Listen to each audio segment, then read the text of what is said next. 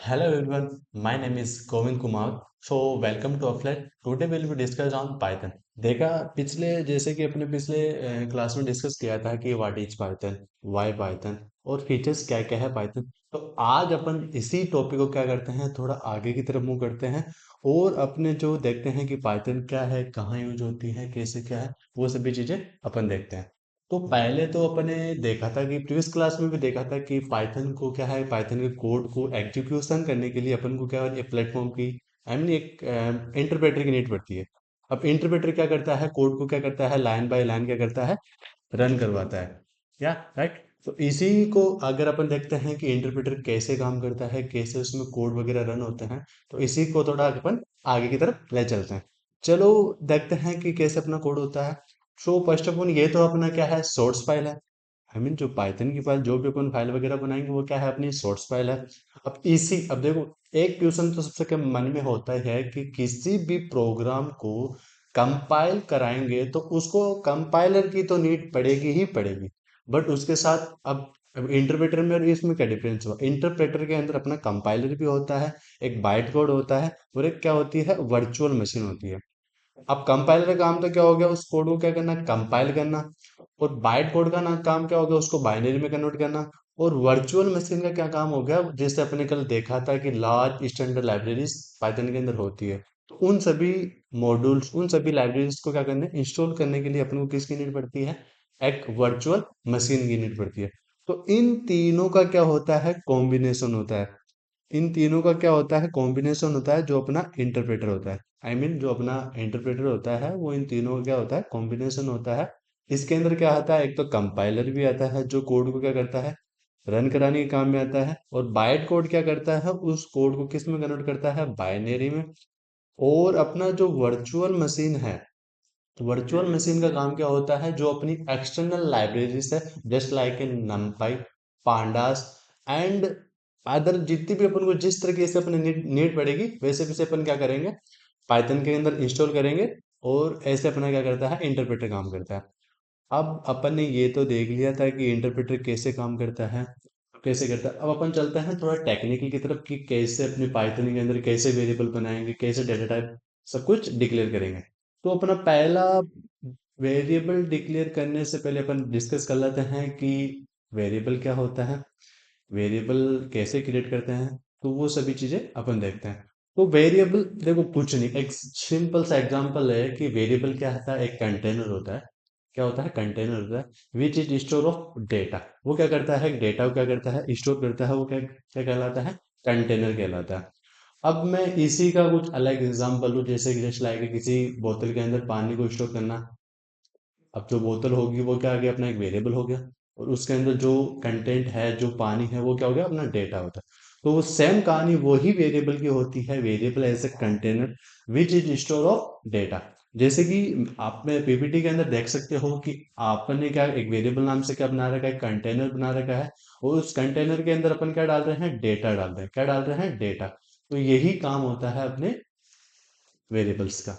अब बात आती है कि इस जो वेरिएबल्स में डेटा किस टाइप का है, कितने टाइप के अपने डेटा टाइप होते हैं, तो वो चीजें होती है। लेकिन उससे पहले अपन how to declare a variable, यानी कि वेरिएबल को डिक्लेयर करने के लिए अपने पास क्या है, कुछ रूल्स है, कुछ रेगुलेशंस है। उनको अपन को क्या करना पड़ेगा, फॉलो करना पड़ेगा। ये देखो अलग अलग लैंग्वेज के अलग अलग होते हैं, वो कोई डेफिनेशन नहीं है कि हाँ आप इस लैंग्वेज के उसमें कर सकते हो, वो नहीं है।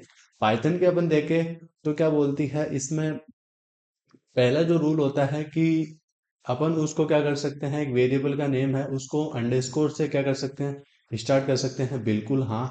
अगर आप किसी वेरिएबल का कर सकते हो, जैसे ए इक्वल टू जैसे 5 कर दिया, तो ऐसे आप क्या कर सकते हो, एक वेरिएबल को क्या कर सकते हो, डिक्लेयर कर सकते हो।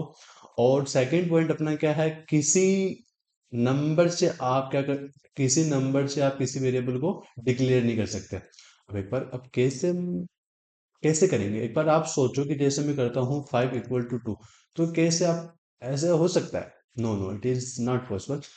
फिर अपन देखते हैं कि हाँ ये चीजें अपन क्या कर सकते हैं, यूज कर सकते हैं, इसको अपन बिल्कुल फॉलो कर सकते हैं कि आप अंडरस्कोर का यूज कर सकते हो, अल्फाबेट यूज कर सकते हो। और उस अल्फाबेट के बीच में आप कुछ भी नंबरिंग का यूज कर सकते हो। फिर अपनी जो पाइथन होती है वो थोड़ी कैश सेंसिटिव होती है। कैश सेंसिटिव का मीनिंग ये होता है कि जस्ट अपन किसी वेरिएबल को, जैसे कि अपन ने जी एज से क्या कर दिया, डिफाइन कर दिया, जैसे किसी की एज कर दिया भाई 55 साल। अब अगर मैं अगली लाइन में जब एज को कॉल करूं और मैंने बाय चांस मैंने लिख दिया ए जी, यानी कि जो आपका ए है वो मैंने क्या कर दिया, कैपिटल कर दिया, तो ये बोल देगा कि एज इज नॉट डिफाइंड, क्योंकि आपने जब वेरिएबल को डिक्लेयर किया था तो वहां पे आपने स्मॉल ए का यूज किया था, और स्मॉल ए का यूज करके आपने उसको डिक्लेयर कर दिया, बट आप उसको कॉल किससे कर रहे हो, ए जी ई, तो ये क्या है, गलत है। तो यही मीनिंग होता है कैश सेंसिटिव का। फिर बात आती है कि एक वेरिएबल का नेम है वो आप क्या करें, एक पाइथन के कीवर्ड से नहीं डिक्लेयर कर सकते हो। पाइथन के अंदर क्या है, बहुत सारे कीवर्ड है, जैसे कि आप एग्जांपल के तौर पर ले सकते हो बहुत सारे, जैसे कि आप ब्रेक होता है, कंटिन्यू होता है, तो मैनी कीवर्ड्स अपने पाइथन के अंदर अवेलेबल होते हैं। उनसे आप क्या कर सकते हो, किसी वेरिएबल का नेम डिक्लेयर नहीं कर सकते। अब चलो ये तो कीवर्ड की ही बात करता है, अपन किसी फंक्शंस के नाम से भी अपन नहीं कर सकते, जैसे अपन प्रिंट फंक्शंस का अपन के लिए एग्जाम्पल। अब प्रिंट फंक्शन का काम क्या होता है, आउटपुट शो करवाना। क्या होता है, आउटपुट शो करवाना। चलो आउटपुट तो आपने शो करवा दिया, अब जैसे कि आपने प्रिंट के नाम से क्या कर दिया, कोई वेरिएबल डिक्लेयर कर दिया। क्या कर दिया, वेरिएबल डिक्लेयर कर दिया, जैसे कि मैं प्रिंट के अंदर डाल देता हूँ 5।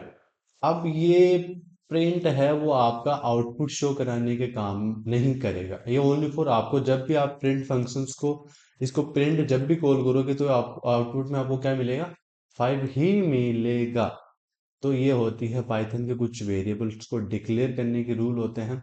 और इसी के साथ अपन थोड़ा डिस्कस करते हैं कि पाइथन के अंदर कितने टाइप्स के क्या होते हैं, डेटा टाइप होते हैं। डेटा टाइप यानी कि अपन कैसे वेरिएबल को डिक्लेयर करेंगे कि इंटीजर है, फ्लोट है, स्ट्रिंग है, कैरेक्टर है, तो वो सभी चीजें अपन देखेंगे।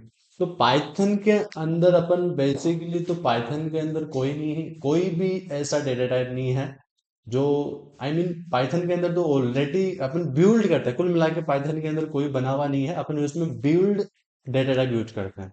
अब बिल्ड डेटा टाइप अपने पास होते हैं बेसिकली तो 6 होते हैं।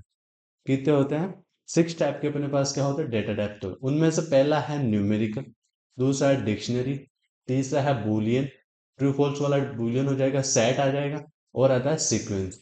और जो आपका है लास्ट वाला है वो है बाइनरी। कौन सा है, बाइनरी। एक ये भी बोल देते हैं कि ये भी पाइथन के अंदर क्या है, डेटा टाइप है। ये सभी बिल्ड डेटा टाइप होते हैं, यानी कि पाइथन के अंदर बनाए हुए डेटा टाइप होते हैं।